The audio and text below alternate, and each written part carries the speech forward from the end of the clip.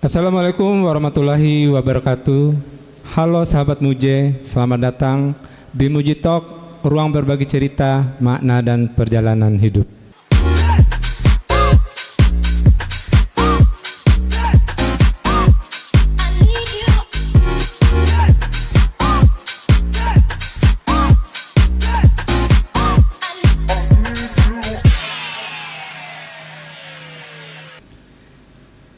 Idul Adha itu sebenarnya cuma soal kurban atau ada makna lain yang sering kita lewatkan.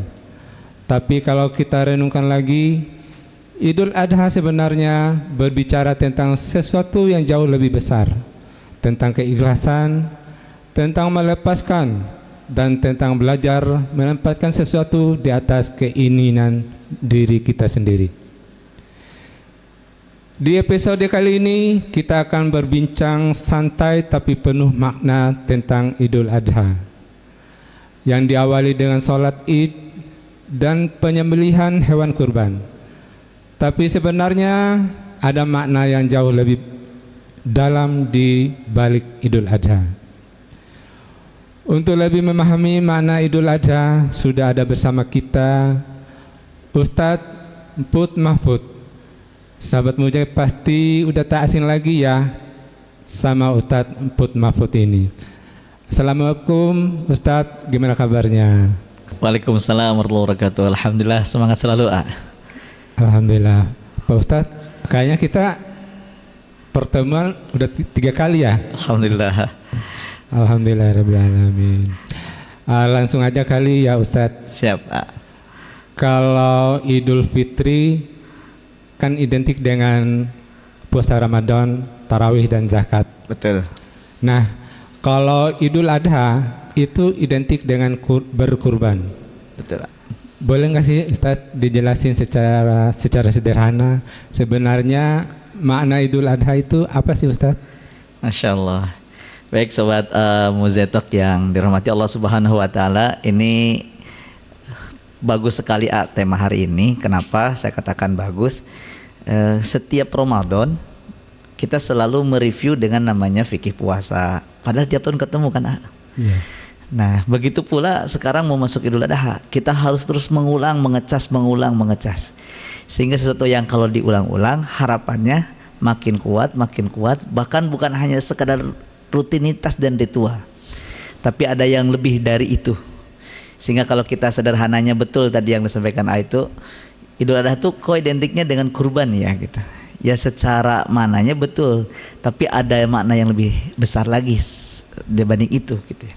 Ya kalau secara harfiah memang Id itu kan artinya perayaan. Adha itu artinya penyembelihan. Jadi perayaan penyembelihan yang dimana ini adalah disyariatkan bukan hanya ada pada zamannya Nabi Muhammad, tapi zaman-zaman sebelum Nabi Muhammad SAW lahir pun pembiasaan penyembelihan kurban itu sudah menjadi sesuatu hal yang istimewa, agung dan mulia. Gitu. Nah kalau zaman dulu ya diawali kan kisahnya yang sudah sangat familiar kan ya. Ya. Zamannya Nabiullah Adam alaihissalam punya anak Habil dan Qabil. Nah, mereka tuh pengen menunjukkan kepada Allah Subhanahu Wa Taala siapa sih di antara mereka yang paling mulia, paling diterima amalnya, paling top lah. Kalau istilah kita mah salatnya sama, ngajinya sama, sedekahnya sama. Tapi salah satu penentuannya adalah dikurban, pengorbanan. Begitu dikurban, sembelih, kelihatan mana yang paling berkualitas. Nah gitu. Itu kalau secara mana harfiahnya itu zaman dulu sudah ada demikian. Nah diulanglah, ditetapkan di zaman Nabi Muhammad SAW bahwa ini adalah bagian dari syariatnya para pendahulu-pendahulunya. Dilanjutkan oleh Nabi Ibrahim, terus dilanjutkan dan disempurnakan oleh Nabi kita Muhammad SAW. Jadi bukan hanya sekadar penyembelihannya, tapi yang disyariatkan ini adalah sesuatu yang istimewa, sesuatu yang menunjukkan kehormatan, kemuliaan seseorang dengan kurban. Gitu lah. Itu mana sedikitnya ya. Iya, alhamdulillah Pak Ustaz. Kalau bicara soal kurban ini pasti nggak jauh dari kisah Nabi Ibrahim alaihi salam dan Nabi Ismail alaihi salam. Boleh nggak sih Ustaz diceritakan lagi kisahnya dan apa hikmahnya untuk kehidupan kita saat ini. Masya Allah. Ini kisah yang abadi, kisah yang sangat menginspirasi. Bagaimana tentang kecintaan seorang ayah kepada anak, kecintaan anak kepada ayah, dan kecintaan seorang hamba kepada Tuhannya, kepada Allah Subhanahu wa Ta'ala. Jadi kalau kita berbicara kurban, ya artinya tadi juga disampaikan di awal bahwa kurban ini adalah disyariatkannya juga sebelum adanya Nabi Muhammad, zaman Nabi Ibrahim. Karena Nabi Muhammad SAW dia mengatakan kepadanya, saya adalah anak dari dua yang dikorbankan gitu. Yang pertama dikaitkan kepada Nabiullah Ismail alaihissalam karena beliau adalah ya jalurnya Nabi Muhammad. Yang kedua ayahnya Abdullah bin Abdul Muttalib, ayahnya pun juga sempat akan dikorbankan. Nah, bagaimana kisah yang menarik dari kisah ini? Ini nggak mudah dirasa karena kalau kita sebagai seorang ayah punya harapan besar kepada anak, punya harapan besar bagaimana masa depannya, masa depan diteruskan, tapi di tengah perjalanan Nabiullah Ibrahim alaihissalam bermimpi, dimimpikan dalam mimpinya untuk menyembelih anaknya. Kalau secara riwayat kisahnya banyak, asal muawal kenapa mimpi itu muncul, kenapa yang harus disembelih itu adalah anaknya Nabi Ismail alaihissalam. Itu kisahnya banyak versinya ya. Kalau lihat versi itu banyak versinya. Ada versi yang pertama bahwa Nabiullah Ibrahim ini orangnya luar biasa, dermawan kepada tamu siapapun, suka menjamu, dan setiap tahunnya dia tuh nggak tanggung-tanggung kurban dari mulai 100 ekor, 1000 ekor, bahkan kalau istilahnya berapa banyak pun saya akan korbankan. Sampai sesumbar kalaupun itu anak saya pun ada punya anak laki-laki, saya korbankan juga tuh anak laki-laki. Karena saya dulu belum punya anak gitu ya. Iya. Akhirnya walaupun bahasa awalnya sesumbar, ternyata ya namanya orang soleh ya, jangan asal ngomong gitu Pak. Ngomongnya pejabat kan jadi viral gitu, sedikit aja jadi sentilan, diingetin sama Allah. Lahirlah Nabi Ismail, dimimpikan sembelih. Dan Masya Allah, inilah gambaran potret bagaimana seorang ayah Nabiullah Ibrahim mendedikasikan hidupnya untuk Allah, dan bagaimana juga anaknya Nabiullah Ismail yang dipersiapkan juga hidupnya untuk mendedikasikan untuk Allah.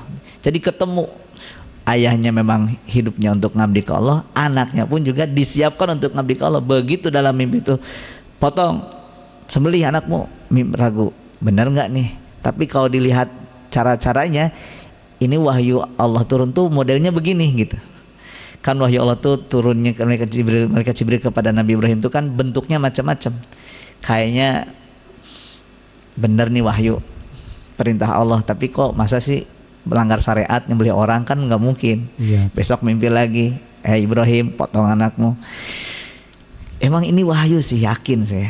Gitu kan Nabi Ibrahim kan, ini memang perintah Allah nih, yakin nih. Tapi kok masa sih nyembelih anak, masih ragu tuh. Gak mungkin nih Allah menyembelih, menzolimi hambanya. Sampai akhirnya hari yang ketiga beliau mengatakan, oh ya benar, saya jangan nunda lagi, dah dipotong. Akhir disembelih. Nah, begitu mau disembelih ngobrol kan sama anaknya. Nah, bapak nih mimpi sama Allah dan bapak seneng gitu. Diceritakan mimpi diperintahkan oleh Allah untuk menyembelih dirimu. Apa pendapatmu wahai anakku? Ini Masya Allah, anak yang sudah disiapkan mendedikasikan hidupnya kepada Allah, nggak panjang lebar, nggak pakai mikir, karena diawalinya sudah kalimat Allah. Nah, bapak diperintahkan oleh Allah untuk menyembelih kamu. Oh, anaknya karena ada disiapin, sudah dididik sama ayahnya untuk ngabdi ke Allah, ya anak nggak pakai mikir. Pak, kalau memang itu perintah Allah, udah lakuin, jangan pakai entar. Makin dientar-entar bapak makin bimbang, bapak makin ragu, makin sayang sama saya, kata. Tapi kalau bapak segera laksanakan perintah Allah, setan makin gak ada kesempatan celah untuk mengganggu. Ya sudah, dibawalah Nabi Ismail ke sebuah bukit. Ya kisahnya kan panjang ya, digoda setan sana sini, digoda anaknya dilempar, digoda istrinya dilempar, digoda Nabi Ibrahim dilempar, sampai akhirnya dibawa ke atas di sebuah bukit. Nabiullah Ibrahim akan menyembelih anaknya dengan keadaan anaknya ditutup matanya. Pas mau disembelih, Bismillah Allahu Akbar gitu. Ternyata indahnya ini indahnya. Ketika kita menyegerakan mengikuti perintah Allah, Allah ganti balas kontan. Pas mau disembelih digantilah dengan kibas atau biri-biri yang sangat besar. Itu baru urusan dunia saja. Kita nih ngedeket ke Allah dengan panggilan yang labbaik Allahumma labbaik. Saya penuhi panggilanmu ya Rabb. Itu Allah balasnya kontan. Kadang bentuk itu yang nggak kita sadari gitu. Kalau bentuk kita kan bentuknya materi ya. Tapi Nabiullah Ibrahim alaihissalam begitu makin yakin, makin cintanya kepada Allah. Benar, kalau Allah nyuruh nggak mungkin menzalimi hambanya. Kalau Allah nyuruh nggak mungkin menyiksa hambanya. Buktinya anaknya pas mau disembelih diganti sama biri-biri. Makin yakin sama Allah, makin syukur sama Allah. Benar ya Allah, tiap tahun pasti kurban gitu. Baik Ustadz, dilihat dari kisah Nabi Ibrahim dengan Nabi Ismail tadi, sebuah menjadi panutan buat kita semua di zaman sekarang ya. Mudah-mudahan kita ada yang kisah seperti Nabi Ibrahim dan Ismail itu ada di zaman saat ini, mudah-mudahan. Masya Allah. Akan selalu ada tuh. Amin amin ya. Banyak orang berkurban tiap tahun Pak Ustadz, ya. Tapi masih belum mengerti sebenarnya apa sih arti ikhlas dan pengorbanan di kehidupan kita yang sekarang ini Ustaz? Masya Allah. Kurban itu ya kalau kita ngelihat sejarah zaman dulu tuh. Jadi kurban itu adalah sebuah aktivitas yang mulia. Sederhananya gini, sebelum ke sana. Kita kan pernah ngelihat ya di Indonesia lah, ya. Mungkin di wilayah-wilayah tertentu setiap mau panen dia mempersembahkan kerbau, sapi, dipotong, dilempar. Itu kalau kita nih ngerasain nih, kalau kita sebelum masuk ke keyakinan kita agama Islam yang mulia, kita ngerasain seperti mereka. Kok mereka setiap mau panen potong kambing atau habis panen mereka potong kambing lempar ke laut. Ini kalau kita jadi mereka, itu kenapa mereka lempar ke laut?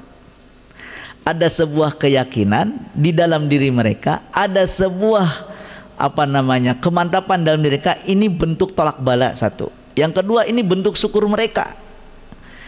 Itu yang bukan beragama kepada Tuhan gitu ya, kepada Allah. Mereka itu kurban memotong kepala sapi atau kerbau dilempar ke laut, hatinya ada keyakinan. Apa yang diyakinin? Tolak bala supaya nggak jadi bala. Yang kedua, tanda rasa syukur supaya dilipat gandakan. Itu mereka yang nggak beriman loh. Kalau apalagi kalau kita nih yang jadi orang beriman. Masa bahasa kasarnya kita kalah keyakinan kita sama mereka. Kalau kita punya keyakinan, ini kurban nih. Kurban saya adalah sesuatu yang saya persembahkan terbaik untuk Allah Subhanahu wa taala. Ya Rabb, saya siap melaksanakan kurban dengan tujuan apa? Ya minimal. Seperti orang-orang itu tuh, satu, nolak bala. Dua, bentuk rasa syukur. Kalau udah bisa dua itu keren. Tapi kalau ada lagi yang lebih keren, apa coba? Kita berkurban, lebih kerennya lagi adalah memasrahkan diri kita kepada Allah. Ya Rob nih saya pasrahin. Saya berikan apa yang saya cintai, apa yang saya miliki untukmu ya Rob, untukmu ya Rob. Saya nggak pengen apapun, hanya pengen nyenengin Allah dan Rasulnya. Itu kan keren. Masya Allah. Ya Pak Ustaz, tadi secara saya garis bawahi ada berkurban melempar kepala kerbau misalkan ya, ke itu apa? Itu bukan perbuatan syirik atau yang tidak ini sama Allah Subhanahu wa taala? Kalau syirik pasti itu musyrik. Kenapa musyrik? Loh, orang kurban kok bukan buat Allah, buat siapa itu? Iya. Istilahnya dewa laut ya. Apa sih dewa laut? Buat dewa penunggu gunung, dewa penunggu makanan lah, buat dewa yang nggak diterima lah. Ada ibadah bukan buat Allah, buat penunggu laut, penunggu gunung yang nggak diterima. Jadi istilah itu ada meyakini selain Allah, itu pasti musyrik, haram hukumnya kalau dalam agama kita. Cuman kalau saya bukan lihat perbuatannya ya, yang saya lihat itu adalah kok mereka punya keyakinan sekuat itu. Ini saya kalau motong kambing atau motong kepala sapi berbau dilempar ke laut, mereka punya keyakinan ini nolak bala. Mereka punya keyakinan ini sebagai tanda rasa syukur. Lah kita yang yakin sama Allah masa kalah keyakinan gitu. Baik Ustadz, berbicara tentang Idul Adha, Ya, sebenarnya kan erat banget hubungannya dengan ibadah haji Pak Ustadz. betul. Bagaimana sih hubungan antara Idul Adha dengan ibadah haji Ustadz? Baik, insya Allah. Rangkaian haji itu banyak ya. Rangkaian haji itu maksud banyak ini urutannya setiap harinya ada gitu. Ya. Dari mulai masuk bulan Syawal sudah masuk dihitung bulan haji. Boleh umroh dulu, istilahnya umroh tamattu, ngapain gitu. Nanti begitu masuk 8, 9, 10 sudah siap-siap mau haji akbar gitu. Atau boleh langsung hajinya haji kiron gitu. Begitu masuk bulan haji langsung haji. Dan dari rangkaian haji itu memang jemaah haji diwajibkan, diharuskan berkurban. Diharuskan ya. Iya. Ya, diharuskan berkurban karena apa? Itu bagian dari rangkaian ibadah haji. Walaupun kalau istilahnya Pak saya nggak mampu kurban, ya nggak apa-apa juga sebenarnya mah. Tapi karena itu bagian dari rangkaian, ya rata-rata ya kalau kita tanya yang berangkat haji pasti kurban. Jadi artinya kurban dengan Idul Adha atau ibadah haji dengan Idul Adha, yang pertama karena bulan haji itu utamanya haji, dan Idul Adha itu adanya di bulan haji. Jadi biasanya secara otomatis nyambung gitu ya. Nyambung. Iya. Satu sama lain saling berkaitan. Ustadz, kemarin saya kan umroh. Ya. Di rangkaian umroh terus kita ada pergi hijrah ke tur ke apa namanya yang di Padang Arafah. Iya. Jadi yang saya ingin tanyakan Pak Ustadz, sebenarnya itu apa sih wukuf di Arafah dan kenapa disebut sebagai rangkaian puncak ibadah haji Pak Ustadz? Masya Allah. Ya, memang betul itu Arafah. Jadi Arafah itu adalah disebut juga puncaknya haji. Jadi kalau ada orang naik haji, ibadah haji, nggak ke Arafah, nggak sah ibadah hajinya. Sehingga katanya ada orang sakit, orang pingsan, atau apapun lah, disabilitas, itu dia di mobil memang nggak turun. Dia ada parkiran khusus di situ untuk dapetin Arafahnya, wukuf di Arafahnya. Dan ya kalau secara fikihnya ya memang betul wukuf di Arafah itu adalah puncak ibadah haji. Tapi kalau keutamaannya, Masya Allah, kata Rasulullah SAW, tidak ada hari yang paling Allah banyak bebaskan seorang hamba dari siksa api neraka kecuali pada hari Arafah. Jadi kalau misalkan hari Arafah itu hari yang luar biasa, ada orang sedang disiksa sama Allah, dalam rangka Allah memuliakan hari Arafah, orang sedang sisanya dibebas-bebasin. Itu. Yang kedua juga di hari Arafah itu karena puncak wukufnya, tidak ada orang yang doanya tidak ditolak, pasti dibalas. Itu adanya di Arafah. Walaupun dosa kita sebesar buih, sebanyak buih di lautan, sebesar gunung yang ada di permukaan bumi ini, kita datang di wukuf di Arafah saat melaksanakan haji, kita berdoa betul-betul minta ampun sama Allah. Di situ malaikat banyak banget datang berduyun-duyun ke padang Arafah. Satu orang mungkin ini mah hitungan saking banyaknya lah gitu ya. Kalau istilah hitungan saking banyaknya dihiperbolkan, satu orang mungkin bisa di samping kiri kanannya ada ribuan bahkan jutaan malaikat. Satu orang, kalau di situ ada 7 juta atau 6 juta, berarti berapa miliar itu malaikat yang di sana yang mengaminkan, bahkan ya sama mengistighfarkan dirinya, mintakan ampun kepada Allah Subhanahu wa taala. Dan Allah Subhanahu wa taala membanggakan orang-orang yang berada di wukuf Arafah kepada malaikatnya, lihat hambaku, lihat hambaku, lihat hambaku. Dia pengen apa, dia mau apa. Allah tuh seneng ngebanggain. Jadi kalau kita pengen termasuk yang dibanggakan oleh Allah, ya setidaknya berniatlah kita pengen wukuf di Arafah. Tapi itu hanya khusus di bulan haji A. Kalau misalkan kemarin umroh nih, kan bukan bulan haji ya. Datang ke sana ke padang Arafah pakai pakaian ihram gitu, wukuf di situ ya nggak ada. Dia cuma hanya setahun cuma 1 hari itu. Setahun itu cuma sehari itu ya, tanggal 9 Arafah. gitu. Sehari itu ya kalau mereka tanggal 9 ya di tanggal 9 Arafah itu, dan kita yang ada di Indonesia supaya dapat itu ya kita mensamakan sinergi itu dengan salah satunya dengan puasa gitu. Ya Pak Ustadz, kembali flashback ke saya umroh. Ya. Di Padang Arafah itu luas, Betul. daerah panas, tidak ada pohon ya Pak Ustadz. Ya. Tidak bisa dibayangkan waktu itu saya sempat meneteskan air mata gimana orang yang ibadah haji yang ke Padang Arafah, di situ ngumpul semua ya Pak Ustadz. Betul. Luar biasa sekali. Jadi waktu saya berangkat tuh saya sempat sedikit terharu gimana orang berhaji berkumpul di Padang Arafah, luar biasa sekali ya. Lalu dia setelah di Padang Arafah lalu bermalam ke Mina ya Pak Ustadz itu ya. Yeah. Nah Ustadz, kalau kita yang belum punya kesempatan berhaji, apakah kita tetap bisa merasakan makna atau spiritual ibadah haji saat Idul Adha Pak Ustadz? Baik ya. Salah satu kebahagiaan kaum mukminin adalah dia bisa diundang oleh Allah Subhanahu wa taala melaksanakan ibadah haji. Bahkan walaupun baru daftar tuh suka bergemuruh di hati tuh, ya Rob, ya Rob. Nah, bagaimana bagi kita yang belum punya kesempatan atau belum nabung atau mungkin niatnya baru sebatas lintasan pikiran. Orang ikut haji baru keingetan. Beres ibadah haji nggak ingat lagi tuh hajinya. Nah, bagaimana kita mendapatkan makna spiritual yang ada di sana? Ya pastinya yang pertama kita minimal mengikuti apa yang dicontohkan oleh Rasulullah SAW. Bagi kita yang nggak berangkat haji, apa? Salah satunya adalah puasa. Minimal kita puasa dari tanggal 1, 2, 3 sampai tanggal 9. Nggak kuat tanggal 8, 9. Nggak kuat ya minimal 1 hari tanggal 9. Kenapa harus puasa tanggal 9? Karena puasa di tanggal 9 Arafah itu atau 9 Zulhijjah itu adalah, kata Rasulullah ketika ditanya apa manfaatnya ya Rasulullah, yukafirus sanah al-mal madiyah, jadi menghapus dosa setahun yang lalu dan setahun yang akan datang.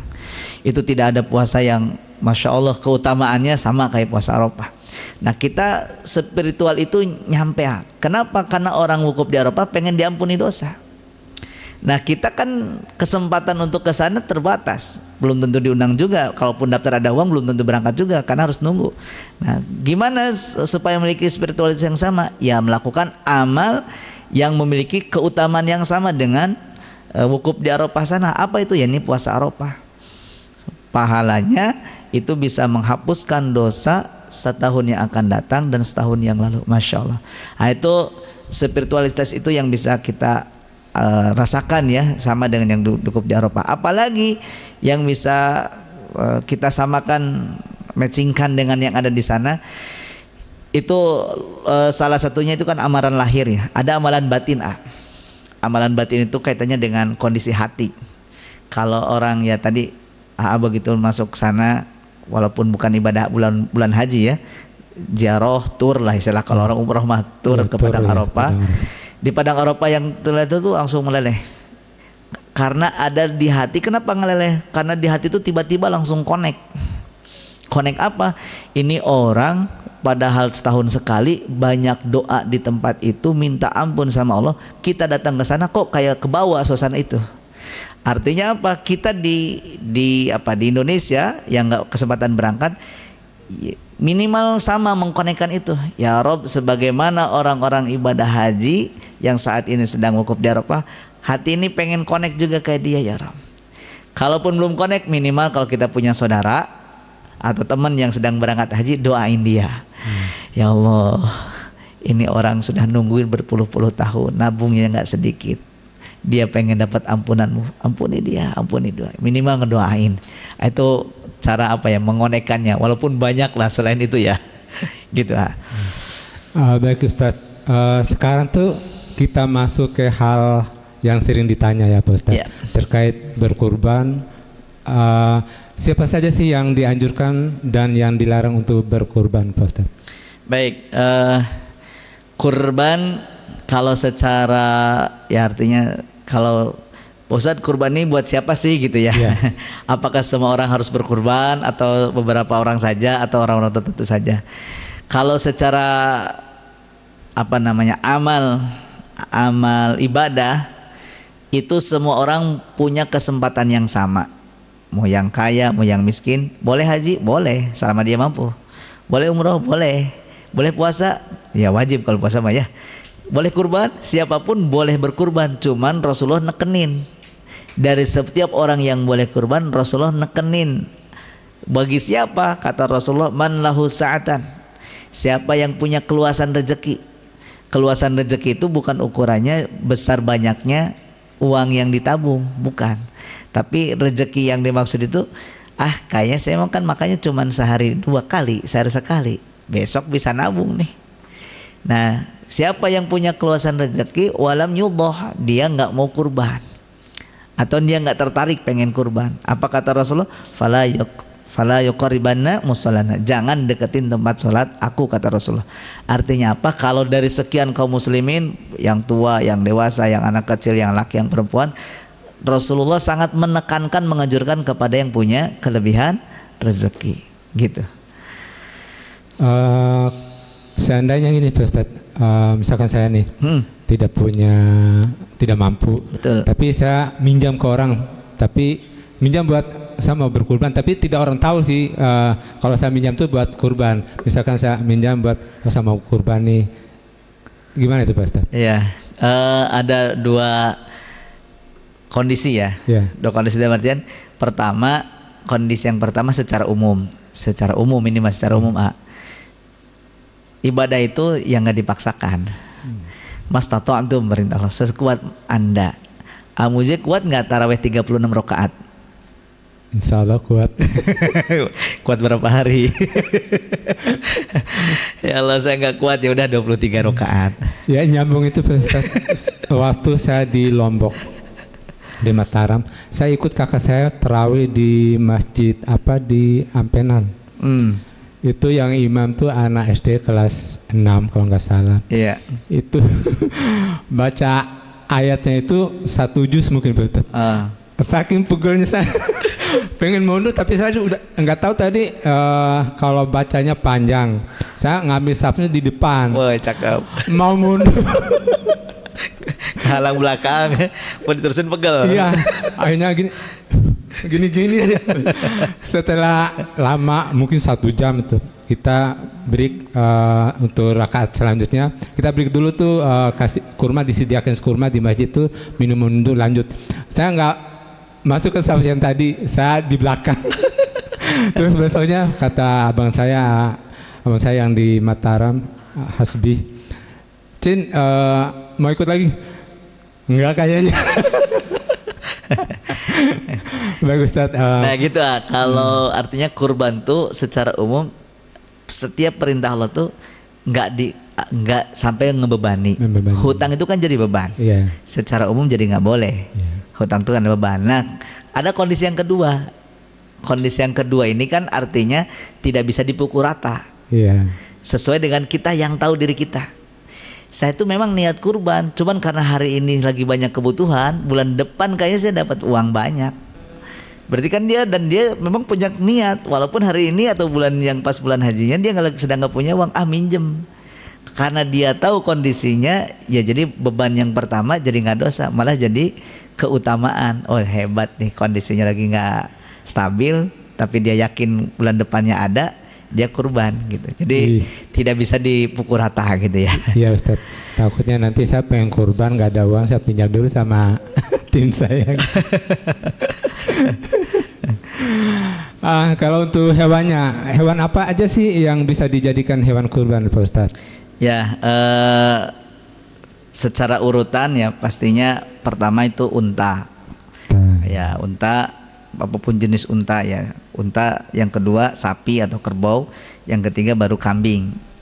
Jadi nggak boleh ayam, nggak boleh yang lain. Itu harus urutannya gitu, unta, sapi, kambing gitu. Itu yang dianjurkan untuk dijadikan hewan kurban. Gitu. Baik Ustadz, lalu bagi yang belum mampu, boleh nggak sih berkurban dengan cara patungan, dan apa syarat hewannya, dan untuk berapa orang untuk tiap hewannya Ustadz? Sebenarnya ya, istilah patungan kurban itu tidak ada ya zaman Nabi gitu ya. Jadi istilah itu yang lebih tepatnya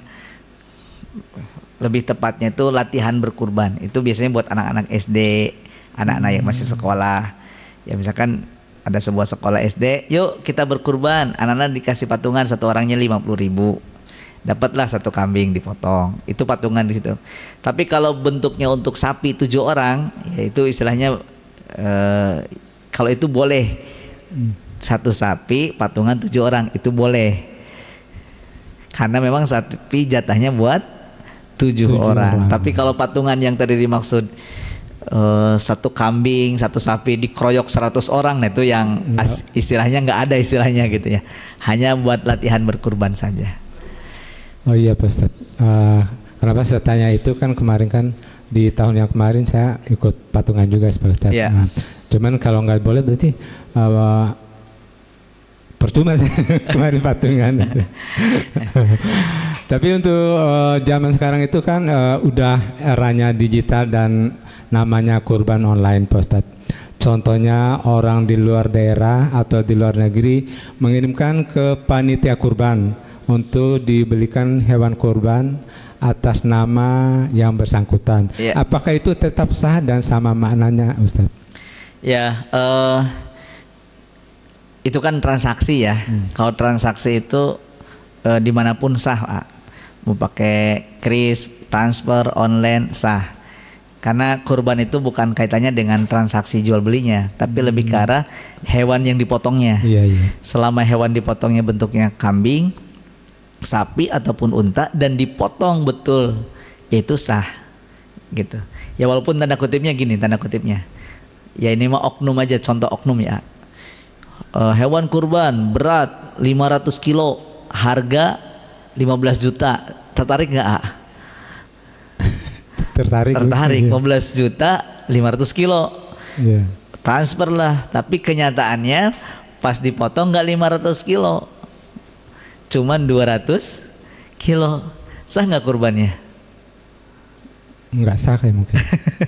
Nggak sesuai dengan tadi yang sekitar 500 kilo, jadi berubah, mungkin nggak sah. Ya kalau kurbannya sah. Tapi yang dosa itu yang penjualnya. Yang penjualnya ya. Kenapa dia ngebohongin? Kenapa dia nggak jujur? Ya kalau kita kurbannya tetap sah. Ya walaupun akhirnya kok nggak jadi 500 kilo, cumanya 200 kilo, ya kurban kita tetap sah selama hewan kurbannya memenuhi kriteria dibolehkannya dikurbankan, gitu. Ustadz, ya. Kalau kita mau berkurban, tapi pemotongan di rumah sendiri, tidak disarankan ke masjid, itu boleh nggak sih? Lalu pembagiannya itu bagaimana Ustadz? Apakah untuk tetangga, kerabat, atau keluarga sendiri? Baik, terkait dengan hewan kurban, memang secara kaidahnya dianjurkan tuh kita ngelihat dan kita motong sendiri kalau berani. Kalau nggak berani ya jangan coba-coba, nanti nggak sah kurbannya. Titipkan ke panitia. Nah kalau tadi misalkan Ustadz saya motong sendiri di depan rumah, boleh nggak? Boleh. Kalau berbicara masalah boleh, silahkan potong sendiri, kelola sendiri. Terus dagingnya buat siapa? Buat dibagi ke tetangga, ya memang harus dibagikan. Bagi ke tetangga, kita boleh makan sepertiga aja, jangan lebih. Ke tetangga, ke kerabat, yang dekat, yang jauh boleh. Itu kalau berbicara boleh. Tapi ada lagi selain berbicara boleh, apa coba? Di era sekarang nih, di era lingkungan kita nih, apa ya? Mantes nggak gitu? Oh iya. Kenapa dibilang mantes apa enggak? Ternyata kurban ini bukan hanya sekedar masalah ibadah diri kita dengan Allah, tapi kurban ini ada juga nilai sisi sosialnya. Kebayang nggak tuh? Kita nih di lingkungan kita sudah punya tradisi kurban itu momen kumpul semua warga. Kumpul bareng, guyup, ngelihat, motong bareng, ngobrol bareng. Tiba-tiba ada 1-2 warga motong sendiri, kelola sendiri.